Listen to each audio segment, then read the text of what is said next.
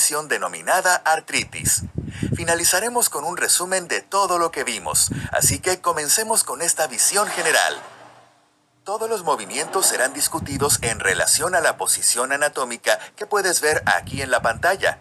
Si necesitas refrescar tu memoria en cuanto a esto, te recomiendo que veas el comienzo del video o que leas la primera parte del artículo de los términos direccionales y planos corporales que puedes encontrar aquí en la página de KenHub. Pero por ahora puedes ver aquí la posición anatómica. Los miembros superiores están relajados a los lados del cuerpo, los miembros inferiores separados a la altura de los hombros y la cara mirando hacia el frente. La definición esencial que tenemos para movimiento es el cambio de posición de un objeto en relación a un punto fijo. Casi todos los movimientos en las articulaciones de tu cuerpo son de alguna u otra forma rotacionales. Esto significa que la parte más alejada se mueve alrededor de un punto de soporte.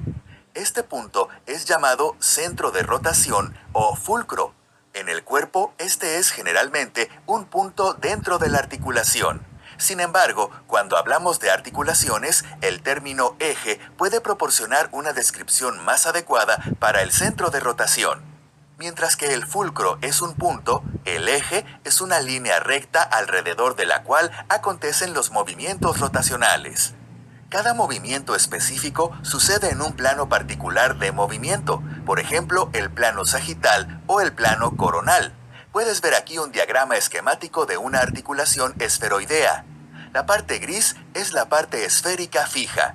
El fulcro está en la base de esta porción esférica y la parte azul es la parte que se mueve alrededor del fulcro en el plano sagital, por ejemplo. Esto puede sonar súper complicado, pero estos términos nos permiten descubrir los movimientos de las partes del cuerpo de forma precisa. Te voy a dar un ejemplo usando los términos que describimos. Usaremos la rodilla como ejemplo. Si te paras sobre un pie, doblando solo la rodilla, tu pierna y pie se mueven mientras que el muslo se mantiene fijo. El objeto, la parte que se mueve, es la pierna. El punto fijo es el muslo. Y el plano a través del cual los movimientos suceden es el plano sagital. El fulcro, el punto alrededor del cual se ejecuta el movimiento, es entonces la articulación de la rodilla. El punto azul parpadeando aquí es el eje alrededor del cual se produce el movimiento articulado de la rodilla. Todos los tipos de movimientos corporales pueden ser descritos usando estos principios. Ahora que entendemos el fundamento del movimiento, podemos hablar sobre el concepto de antagonismo, que hace referencia a cómo muchos de los movimientos corporales se dan en pares, en direcciones opuestas entre uno y otro, como estas personas aquí. Ahora podemos avanzar y aprender los tipos de movimiento. El cuerpo es capaz de realizar una gran cantidad de movimientos complejos. No es de extrañar que te luzcas en la pista de baile. Sin embargo, podemos describir los movimientos individuales dentro de ciertos patrones o tipos de movimientos. Estudiaremos estos tipos de movimientos comenzando con los movimientos principales, que son flexión, extensión, flexión lateral, abducción, aducción y rotación. Primero los estudiaremos en las extremidades y luego en la cabeza y el tronco. Hablaremos sobre los movimientos menos comunes, que son movimientos más específicos de cada articulación, denominados elevación y depresión, protrusión y retrusión, circunducción, supinación y pronación, desvío, oposición y reposición, flexión plantar y flexión dorsal, e inversión y eversión. Hay muchos tipos diferentes de movimiento, pero los revisaremos uno a uno, y una vez que hayamos terminado, podrás describir cualquier movimiento que pueda hacer el cuerpo humano. Así que comencemos con la flexión y extensión. Para esto necesitaremos un diagrama. Aquí está la imagen de la rodilla doblada de nuevo. Esto muestra la flexión de la rodilla.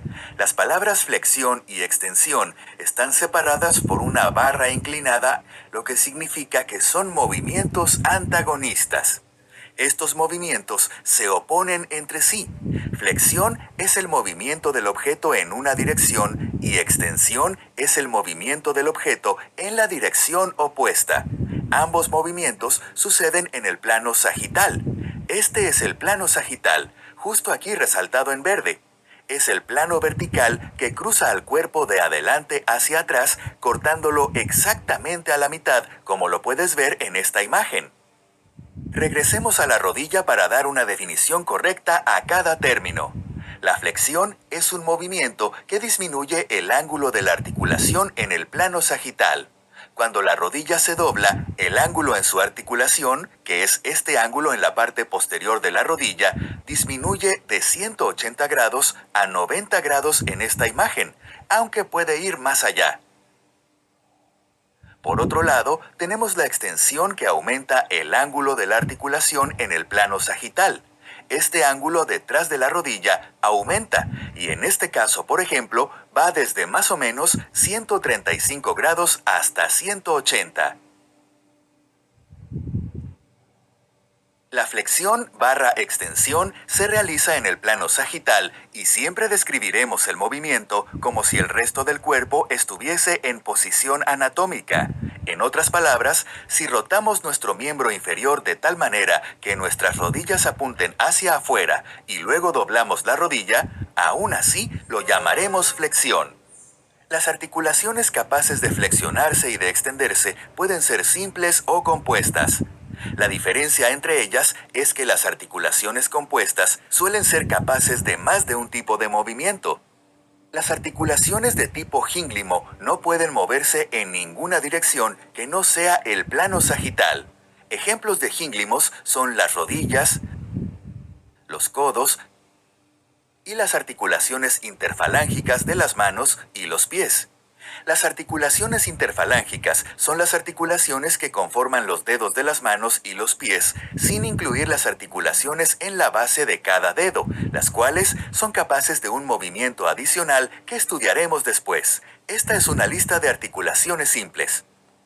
Las articulaciones compuestas, término utilizado aquí para referirnos a articulaciones capaces de movimientos importantes diferentes a flexión y extensión, son por ejemplo las articulaciones intervertebrales del cuello, que en esta imagen se muestran en flexión, y las articulaciones de la columna vertebral, que aquí se muestran en extensión. En ambos ejemplos de la columna, el ángulo de la articulación se mide en la parte ventral o anterior de la columna. La articulación glenohumeral también es capaz de flexionarse como se muestra aquí. En este caso, flexión es el movimiento anterior desde la posición base hasta la posición por encima de la cabeza.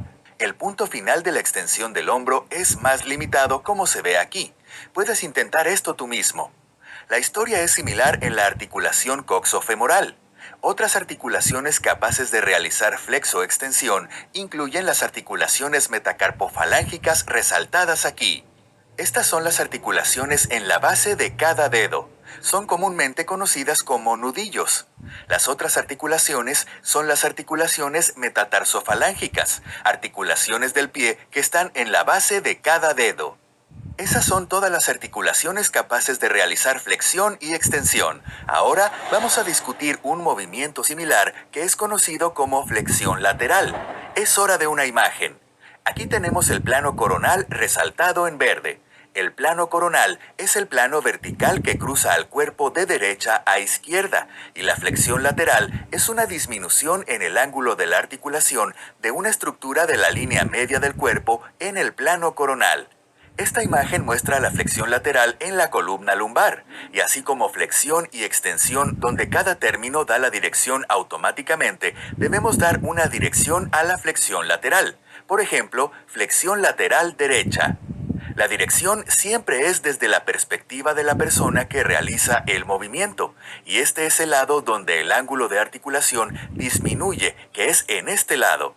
Podemos ver que el ángulo de la articulación a lo largo del lado derecho de la columna se reduce de 180 grados a un ángulo de aproximadamente 100 grados. Así como en la columna baja, también conocida como columna lumbar, la flexión lateral también puede ser realizada en la columna cervical o cuello. La columna torácica tiene una capacidad de flexión lateral muy baja, para así proteger a los pulmones de ser aplastados cada vez que nos inclinamos hacia un lado. Continuemos con el siguiente grupo de movimientos que son abducción y aducción. Y de nuevo, otra imagen donde puedes ver el plano coronal. Abducción y aducción son movimientos antagonistas. Tal como la flexión lateral, la abducción y aducción tienen lugar en el plano coronal. La forma más fácil de describirlos es relacionándolos a la línea media, por lo tanto, así lo haremos. Este diagrama muestra la abducción del brazo a nivel del hombro. A veces, para dar mayor claridad al término, escribimos abducción como abducción, que se define como un movimiento lejos de la línea media en el plano coronal. Recuerda que abducir algo significa alejarlo. En tu hombro, por ejemplo, el brazo se aleja de la línea media y puede continuar sobre la cabeza. El movimiento contrario se denomina aducción o aducción, que es el movimiento hacia la línea media. Un buen truco para recordar cuál es pensar que al abducir el brazo lo estás abriendo. En el diagrama estamos viendo al modelo regresando el brazo desde la abducción o posición de la abducción hacia la aducción o la posición de aducción. El punto final de aducción o aducción es aquí. El rango normal de movimiento para la posición anatómica hasta el punto más interno es de alrededor de 45 grados. Hay pocas articulaciones en el cuerpo donde se realizan la abducción y aducción. Obviamente, está la articulación glenohumeral como dije anteriormente, pero también está la coxofemoral en abducción o abducción lejos de la línea media en esta imagen aquí, y las articulaciones metacarpofalángicas de los dedos donde realizan la aducción o aducción juntos en esta imagen. Con los dedos de las manos y de los pies, tomamos en cuenta la línea media como la línea media de la extremidad que pasa por el dedo medio en vez de la línea media del cuerpo. En el pulgar, en lugar de la articulación metacarpofalángica que está aquí, las articulaciones carpometacarpianas del pulgar son vistas aquí en verde y permiten la abducción y aducción del pulgar. Bueno, eso es todo lo que tenemos sobre articulaciones que realizan la abducción y aducción. Ahora sigamos con la rotación. La rotación difiere levemente según las áreas, así que las dividiremos en rotación de las extremidades y rotación de la cabeza y el tronco. Hablaremos primero de las extremidades, y resaltado aquí en verde vemos el plano transversal, que es el tercer plano principal del cuerpo. La rotación es un movimiento alrededor del eje mayor o un fulcro en el plano transverso. Esto es lo mismo para extremidades, para la cabeza y el tronco en la posición anatómica. En el caso de las extremidades, podemos pensar en ello como rotación alrededor del eje mayor de la extremidad. Este es el eje que pasa a través de la extremidad a lo largo de su longitud. Por ejemplo, desde el hombro hacia abajo a través del centro del brazo recto y hacia afuera a través del dedo medio. Así en la extremidad como en los otros movimientos, la rotación puede ser descrita en dos direcciones. Externa, también conocida como rotación lateral, y rotación interna, también conocida como rotación medial. Veamos cada una. Este dibujo muestra a nuestro modelo realizando la rotación externa del hombro. La rotación externa es el movimiento de la extremidad de modo de torsión, así el aspecto anterior de la articulación se mueve lejos de la línea media o externamente. Esto es mejor demostrado cuando el brazo está doblado en 90 grados, porque el antebrazo corresponde a la parte delantera de la articulación del codo. Así, en el diagrama, el antebrazo apunta hacia afuera de la línea media. Puedes verlo claramente aquí rotado externamente. Ahora continuamos y vemos la rotación interna en la pantalla. La rotación interna es la rotación del aspecto anterior de la articulación hacia la línea media. De nuevo, lo que la persona demuestra es el codo doblado 90 grados y podemos ver que la mano se mueve hacia atrás por el cuerpo. Para comparación, aquí tenemos la rotación externa en la articulación coxofemoral. Esta vez mantenemos la pierna recta y la punta del pie en dirección a la rotación. En el caso de rotación externa, este se encuentra lejos de la línea media, como está demostrado. Y para completar, aquí está la rotación interna con el pie apuntando hacia la línea media. Recuerda que la rotación ocurre en las extremidades alrededor de las articulaciones coxofemoral en la extremidad inferior y glenohumeral en la extremidad superior. El hombro y la cadera son el fulcro para cada movimiento, ya que cada uno es el punto alrededor del cual la rotación está siendo realizada. El eje es una línea recta a través del centro de estos y el plano es transverso. Ahora nos alejamos de la rotación de las extremidades para ir hacia la rotación de la cabeza y el tronco. Aquí mostramos la rotación de la cabeza. La rotación de la cabeza y el tronco son también movimientos de torsión en el plano transverso. Estos movimientos ocurren alrededor de un eje mayor. En este caso, ese eje mayor es la columna vertebral. Como con la rotación de las extremidades, necesitamos dar una dirección. Porque las estructuras de rotación aquí están en la línea media, no podemos usar los términos medial y lateral, así que usamos derecha e izquierda. Tendemos a describir estos movimientos más completamente dando el movimiento de rotación, la parte que percibimos que se mueve y luego la dirección. Por ejemplo, si el modelo gira su cabeza a la izquierda, lo describimos como rotación de la cabeza a la izquierda. Las articulaciones capaces de rotar la cabeza y el tronco son entonces encontradas en la columna cervical o cuello y la columna torácica, como se muestra en esta imagen. La columna lumbar es capaz de realizar una pequeña rotación, ya que es requerido para soportar la gran carga de peso del cuerpo por encima de ella. Además de la rotación mínima de la columna lumbar, esta también realiza flexión, extensión y rotación lateral de la columna. Terminamos de hablar de los movimientos más comunes e importantes que necesitamos conocer. Ahora hablaremos sobre los movimientos específicos de diferentes articulaciones. Estos pueden ser menos comunes en el cuerpo, pero su especificidad les ayuda a cumplir funciones vitales, y comenzaremos con la depresión y elevación de la mandíbula. Este diagrama muestra la depresión de la mandíbula. La depresión y elevación son un par de movimientos que solo son posibles en la mandíbula. Ocurren en la articulación temporomandibular o ATM, que es la unión entre el hueso temporal y la mandíbula. Esta se ubica inmediatamente anterior al conducto auditivo externo. Para ayudarnos, aquí se encuentra un diagrama del esqueleto mostrando la mandíbula. La depresión y elevación son la traslación de un objeto hacia inferior y hacia superior, respectivamente. En anatomía, traslación significa que los movimientos son realizados sin rotación. Todos los movimientos que discutimos hasta aquí han sido movimientos rotacionales en varios planos, pero la mandíbula es diferente debido a la conformación anatómica de la ATM. Esta estructura le permite a la mandíbula básicamente ser separada de su lugar de acoplamiento. En el caso de la depresión de la mandíbula, el cóndilo es separado directamente de la articulación.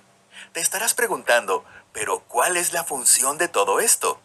Cuando la ATM está cerrada, el poder de los músculos y la profundidad de la articulación la hacen muy estable. Esto reduce el riesgo de lesiones. Y si lesionas gravemente tu mandíbula, no puedes comer, lo que no es bueno desde una perspectiva de evolución. Sin embargo, el precio de tener una articulación profunda es un rango de movimientos limitado. De hecho, con la rotación en la ATM sola, únicamente puedes abrir tu boca unos 20 milímetros aproximadamente. La capacidad de trasladar la mandíbula nos permite desestabilizar temporalmente nuestra mandíbula sacándola de la cavidad profunda. Al no estar limitada por los límites de la cavidad, la mandíbula gana un mayor rango de movimiento y puede abrirse ampliamente para consumir más comida. Nuestro modelo aquí puede tomar una gran comida en lugar de limitarse a comer migas como un pájaro. Esto se logra a través de una combinación entre depresión y rotación en el plano sagital, que podría considerarse similar a extensión, pero no es llamada así, y otro movimiento llamado protrusión del que hablaremos a continuación. Cuando cerramos la mandíbula, sucede lo contrario, y la mandíbula es empujada por músculos fuertes hacia una posición estable dentro de la ATM. Y como lo prometido es deuda, la protrusión es el siguiente movimiento a estudiar, junto a su contraparte, la retrusión. Aquí vemos a nuestro modelo realizando la protrusión aislada de la mandíbula. La protrusión y retrusión son la traslación anterior y posterior de un objeto, respectivamente. En otras palabras, en protrusión, la parte que se está moviendo es tirada hacia adelante, sin ninguna rotación como vemos aquí. La flecha indica la dirección del movimiento. Volviendo a nuestro amigable esqueleto mostrando la mandíbula, veamos cómo la protrusión ayuda a abrir bien la boca. El principal protagonista de este movimiento es el cóndilo de la mandíbula, esta parte de aquí. Para sacar la mandíbula de su cavidad, esto requeriría una gran cantidad de energía para tirar de esta hacia abajo. En cambio, la protrusión tira del cóndilo hacia adelante usando la parte frontal del encaje como una cuña. Esto es más fácil. Piensa en intentar saltar una gran altura en comparación con caminar por una pendiente de la misma altura.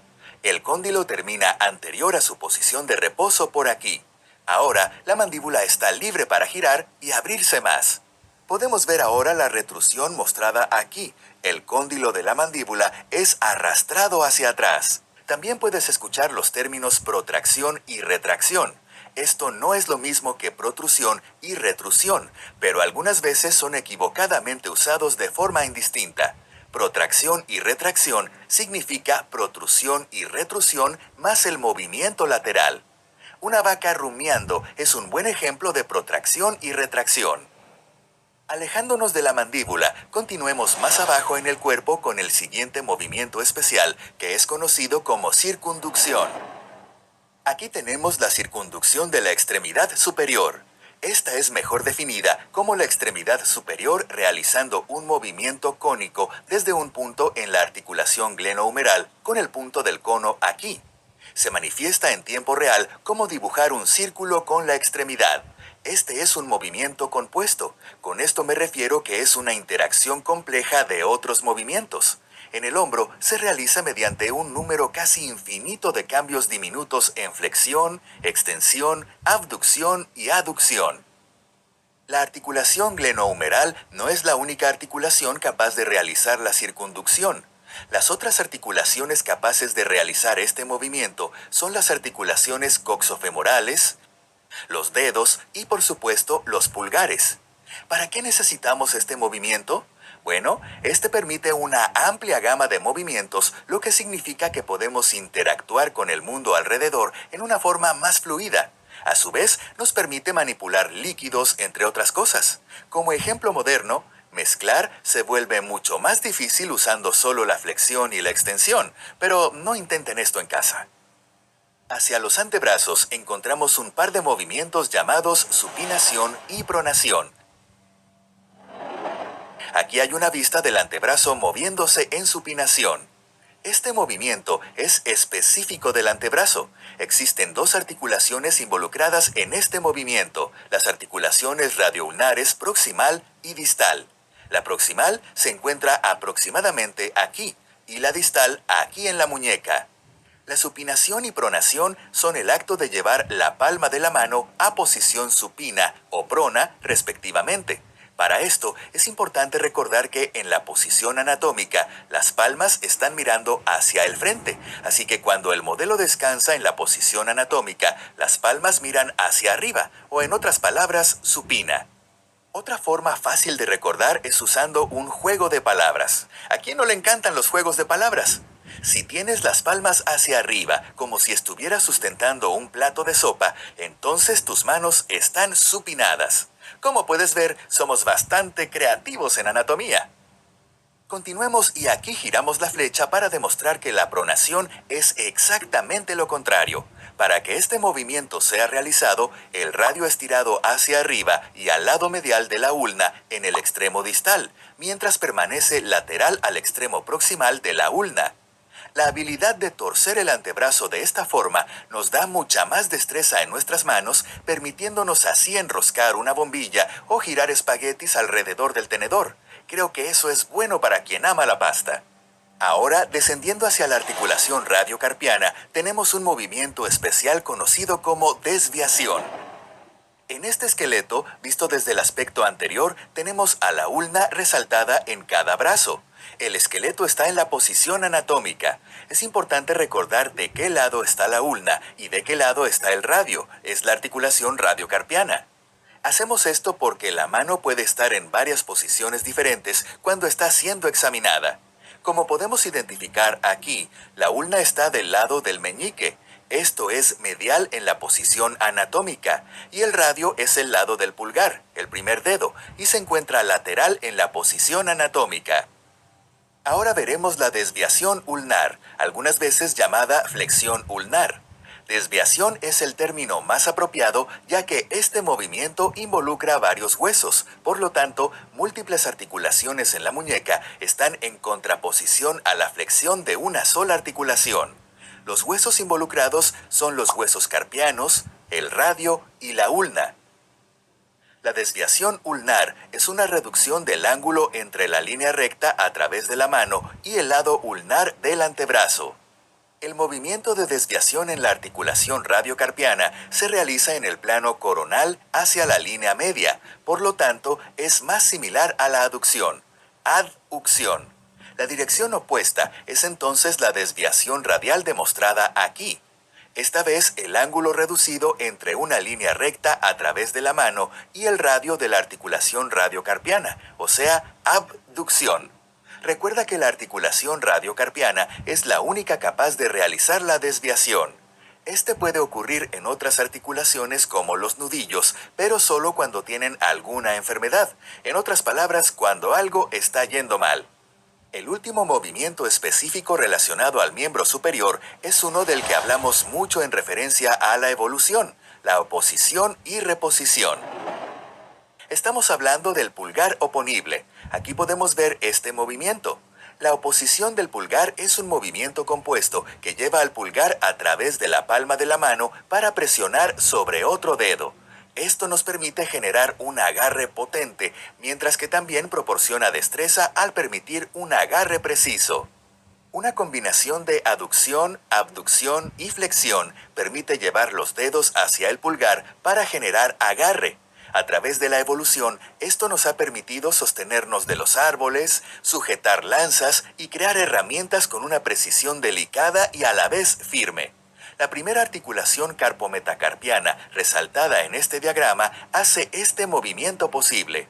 Carpometacarpiana se refiere a la articulación entre huesos del carpo y el hueso metacarpiano de la mano. En este caso, el metacarpiano es la parte del pulgar que consideramos como el primer dedo, así que es el primer metacarpiano. La articulación entonces es conocida como la primera articulación carpometacarpiana. La articulación es descrita como una articulación en silla de montar debido a su forma. El primer metacarpiano cabalga sobre el extremo del hueso carpiano. La formación de la articulación permite flexión, extensión, abducción, aducción, circunducción, oposición y reposición.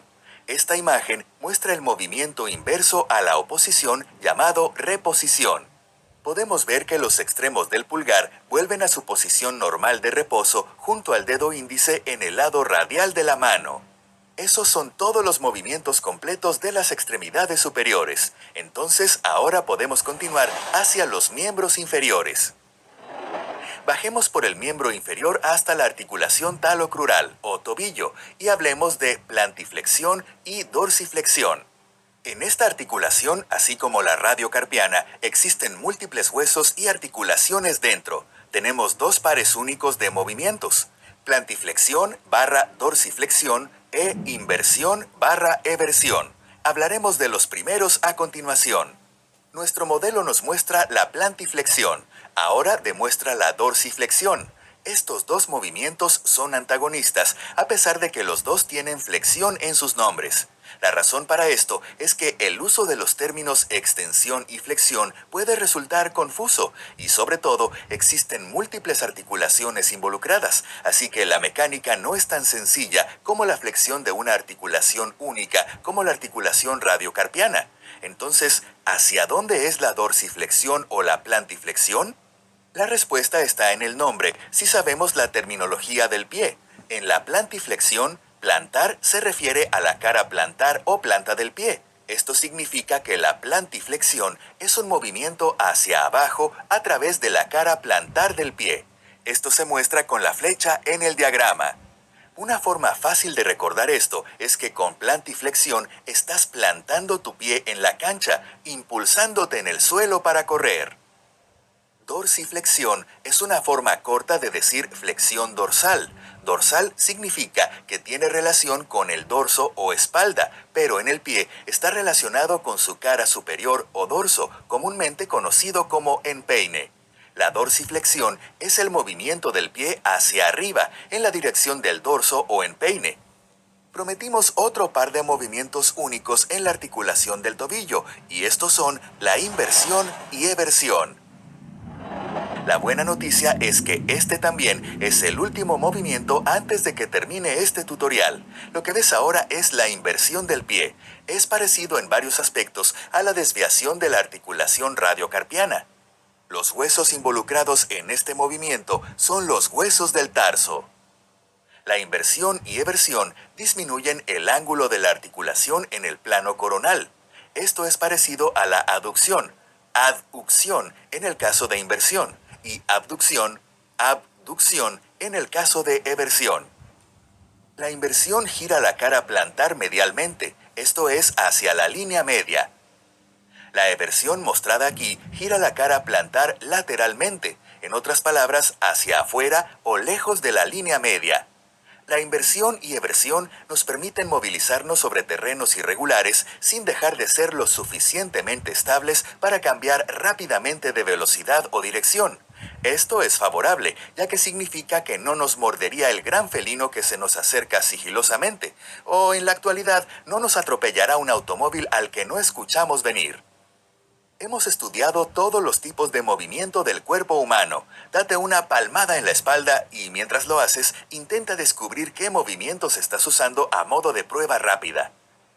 Como nos gusta hacer con todos nuestros videotutoriales, agregamos correlaciones clínicas a este nuevo conocimiento. Hoy te presentamos la artritis, que es un grupo de condiciones que involucran las articulaciones.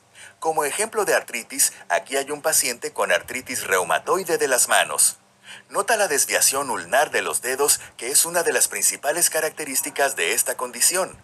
La artritis son un grupo de condiciones. El término artritis simplemente significa inflamación de la articulación. La artritis tiene sus propias causas que pueden ser infección bacteriana, conocida como artritis séptica, autoinmune, como la artritis reumatoidea, o la artritis psoriática ocasionada por desgaste, o para ponerlo en términos más técnicos, microtraumas repetitivos llevando a osteoartritis, o congénita, por ejemplo, en el síndrome de Ehlers-Danlos. Al conocer los movimientos y con tu conocimiento de la anatomía de las articulaciones, puedes entender dónde está el problema dentro de la articulación, como por ejemplo aquí, con el desvío ulnar de los dedos. Un dato para examinar una articulación. Si no estás seguro qué movimientos son posibles en una articulación en particular, puedes probarlos en ti sosteniendo el lado proximal de la articulación y viendo qué movimientos puedes realizar. Esto se denomina aislar la articulación. Cuando quieres evaluar una articulación específica del paciente, debes hacer lo mismo, aislar la articulación para asegurarte de que no se esté compensando el movimiento con otro movimiento de otra articulación y confirmar que cualquier anormalidad viene de la articulación que está siendo examinada. Y eso es todo por hoy. Pero antes de terminar, me gustaría resumir lo que vimos hasta ahora. Primero, hicimos una introducción sobre el principio de los movimientos y cómo describirlos. Después, recorrimos los tipos de movimiento en el cuerpo y enumerando en qué articulaciones es posible cada uno. Describimos la flexión y extensión como movimientos rotacionales en el plano sagital. La flexión lateral como movimiento rotacional de una estructura de línea media en el plano coronal. La aducción/abducción como movimiento rotacional de una estructura que no sea de la línea media en el plano coronal. La rotación de una extremidad como movimiento rotacional alrededor del eje longitudinal de esa extremidad. Y la rotación de la cabeza y el tronco como movimiento rotacional en el plano transverso, o en otras palabras, alrededor del eje longitudinal de la columna vertebral. Después de estudiar eso, continuamos con movimientos más específicos. Comenzando en la parte superior, vimos la mandíbula, realizando la depresión y elevación que, como explicamos, corresponde al movimiento de traslación hacia abajo y hacia arriba respectivamente, y protrusión y retrusión, que son la traslación hacia el frente y hacia atrás respectivamente. También vimos la protracción y retracción, que son tipos de protrusión y retrusión combinados con movimientos laterales. Nuestra siguiente imagen nos mostró la circunducción del hombro con la extremidad dibujando la forma de un cono y descubrimos que la articulación coxofemoral también puede realizar este movimiento. El examen del antebrazo nos demostró la supinación y pronación, que es el giro del radio sobre la ulna para que la palma de la mano quede en posición supina o prona respectivamente. La articulación radiocarpiana presenta también la desviación también conocida como la flexión ulnar y radial, dependiendo de la dirección en que se realice. Y vimos que la ulna está en el lado del meñique de la mano, mientras que el radio está en el lado del pulgar. En la mano estudiamos la oposición y reposición del pulgar y aprendimos su importancia. Una vez que terminamos la extremidad superior, completamos nuestra búsqueda de tipos de movimientos en la articulación talocrural con la plantiflexión o dorsiflexión. Este es el movimiento rotacional del tobillo en el plano sagital en dirección plantar o dorsal, e inversión o eversión, que es un movimiento rotacional en la articulación talocrural en el plano coronal. Mencionamos palmar como opuesto a plantiflexión y dorsiflexión puede ser usado para describir flexión en la articulación radiocarpiana. Finalmente, dimos una razón para la necesidad del conocimiento de los tipos de movimientos al presentar el escenario clínico de una artritis reumatoidea y dimos unos consejos para examinar articulaciones. Y así acaba nuestro videotutorial de hoy. Gracias por vernos y te veré en una próxima ocasión.